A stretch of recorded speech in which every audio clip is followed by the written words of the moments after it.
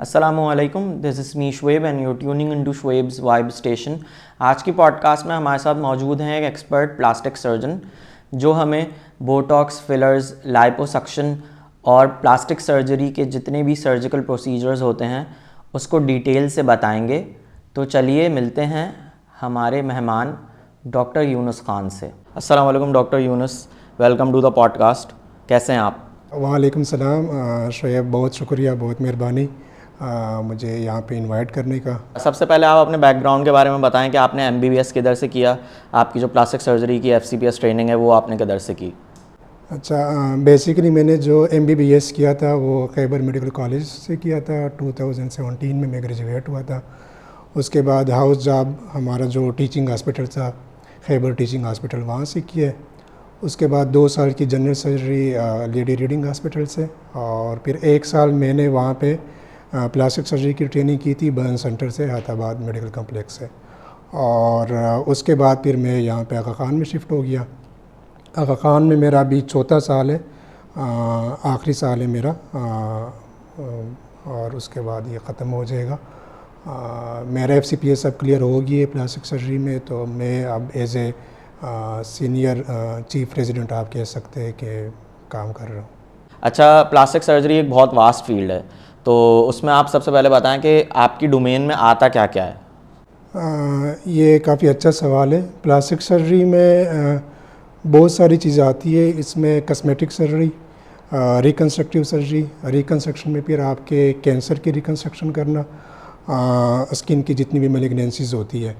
उसके अलावा जो बाई बर्थ एनामलीज होते हैं उनकी रिकन्स्ट्रक्शन करना, जो ट्रामा के पेशेंट्स होते हैं उनकी रिकन्स्ट्रक्शन करना, और साथ में जो बर्न्स वाले पेशेंट्स होते हैं उनका रिकन्स्ट्रक्शन के हवाले से। तो बेसिकली ये दोनों चीज़ें हैं कि एक रिकन्स्ट्रक्शन का पोर्शन है और एक कॉस्मेटिक सर्जरी का पोर्शन है प्लास्टिक सर्जरी में। नॉन सर्जिकल में अगर हम आएँ, कॉस्मेटिक सर्जरी के जिसकी आप बात कर रहे हैं, तो उसमें जैसे बोटॉक्स, फिलर्स आते हैं, तो आप बता सकते हैं कि बोटॉक्स क्या होता है और फिलर्स क्या होते हैं, उन दोनों में डिफरेंस क्या होता है? हाँ, अच्छा, नॉन सर्जिकल कॉस्मेटिक सर्जरी में जिस तरह आपने कहा बोटॉक्स, फिलर्स, बोटॉक्स का बेसिकली काम ये होते हैं कि हमारे फेस पे जो रिंकल्स आते हैं एज के साथ, तो उसको कंट्रोल करने के लिए, उसको कम करने के लिए यूज़ होता है। बाकी थेराप्यूटिक यूजेस भी है, जिसमें आपके माइग्रेन हो गया, माइग्रेन में ये यूज़ होता है। उसके अलावा अगर किसी को बहुत ही स्वेटिंग का बहुत मसला होता है, कुछ लोग ऐसे होते हैं जिसको पम्प है, आर्म पिट्स में, इन जगहों पे बहुत ज़्यादा स्वेटिंग होती है, तो वो थेराप्यूटिक यूजेस है फिर बोटॉक्स के, तो वो उसमें यूज़ होता है। बाकी फिलर्स जो है, जिस तरह नाम से ज़ाहिर होते हैं कि वो एक चीज़ को फिल करने के लिए यूज़ होते हैं, तो वो भी डिफरेंट जगहों पे, डिफरेंट बॉडी पार्ट्स पे एक स्किन को एक फील देने के लिए, बैकग्राउंड देने के लिए, उसके लिए यूज़ होता है। अच्छा, बोटॉक्स की जैसे आप बात कर रहे हैं, तो बोटॉक्स आप बताएं कि कौन कौन से एरियाज़ में यूज़ होता है। और लोग कहते हैं कि अगर बोटॉक्स लगवा लिया तो फेस एक पूरा फ्रीज़ हो जाता है, उससे एक्सप्रेशंस नहीं लिए जाते जिस जो बोटॉक्स लगवाता है अपने फेस पे, तो क्या ये सच बात है या झूठ है? इसको तो मैं झूठ ही बोलूँगा, ऐसा कुछ नहीं होता। अगर आप किसी मुस्तनिद डॉक्टर से लगवाए, प्लास्टिक सर्जन या डर्माटोलॉजिस्ट से लगवा ले जिसको एक्सपीरियंस हो।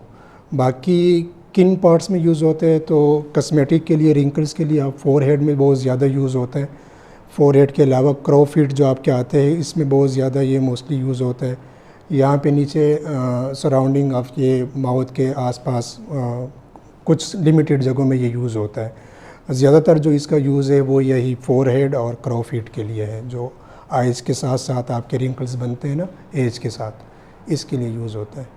अच्छा, फिलर्स का बताएं कि फिलर्स से फेस शेप कैसे इम्प्रूव होता है? फिलर्स ही बेसिकली जिस तरह बोटॉक्स हम फोरहेड के लिए और क्रो फीट के लिए यूज़ करते हैं, तो फिलर्स आपके फेस में, आपके फॉर एग्जांपल नेज़ोलेबियल फोल्ड है, ये काफ़ी प्रोमिनेंट हो जाते हैं एज के साथ, तो इसको नीचे से फिल करने के लिए आप यूज़ कर सकते हैं। इसके अलावा जो बहुत ज़्यादा कॉमनली यूज़ होता है, लिप्स के लिए यूज़ होता है, उनको भी फिल करने के लिए, और साथ में आपकी जो नोज़ की शेप चेंज करने के लिए उसमें भी फिलर्स जो है वो यूज़ होते हैं, तो वो इस तरह से शेप चेंज हो जाता है। बोटॉक्स और फिलर्स दोनों का बताएं कि क्या दोनों एजिंग प्रोसेस को स्लो करते हैं, और इन दोनों का ड्यूरेशन क्या होता है, मतलब कितने टाइम तक ये रहता है?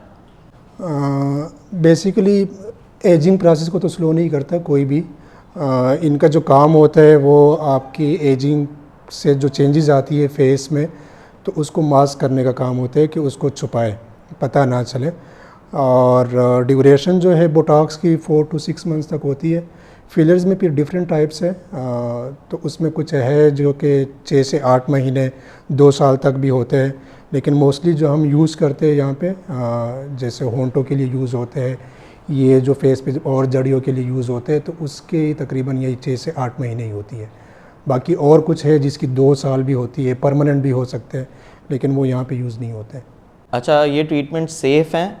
अगर क्या नाम है, सेफ़ हैं तो क्या इनके साइड इफ़ेक्ट्स वगैरह होते हैं? ये ट्रीटमेंट बिल्कुल सेफ़ है।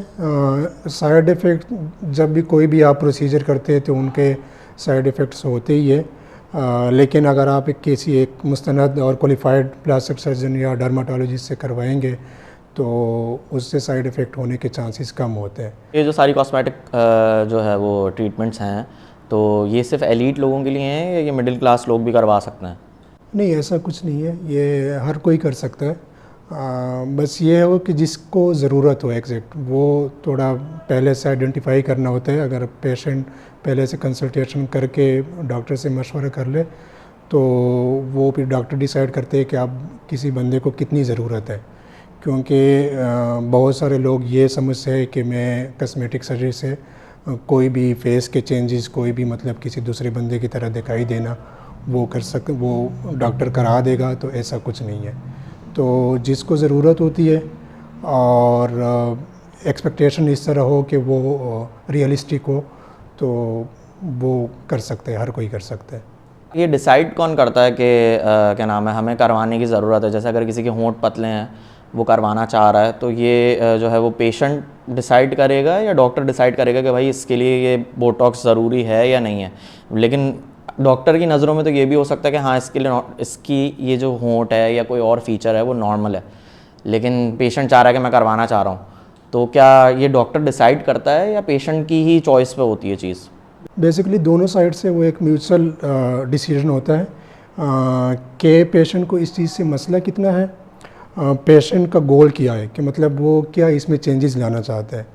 और प्लास्टिक सर्जन या कोई भी जो डॉक्टर जो करवाएगा तो वो इस चीज़ को देखना चाहते हैं कि पेशेंट जो है कितना इस चीज़ के लिए विलिंग है, और लेट सपोज़ वो रिज़ल्ट जितने भी उनको चाहिए कि वो अचीव हो सकते हैं कि नहीं हो सकते, तो वो इस चीज़ पे डिसाइड करते हैं। कुछ पेशेंट इस तरह होते हैं जिनके जो गोल्स होते हैं, जो वो चेंजेस करवाना चाहते हैं, वो बहुत ही अनरियलिस्टिक होते हैं, तो वो किसी भी डॉक्टर्स को फिर उसी टाइम पे रिफ्यूज़ करना चाहिए, क्योंकि बाद में फिर बहुत मसले मसाइल होते हैं।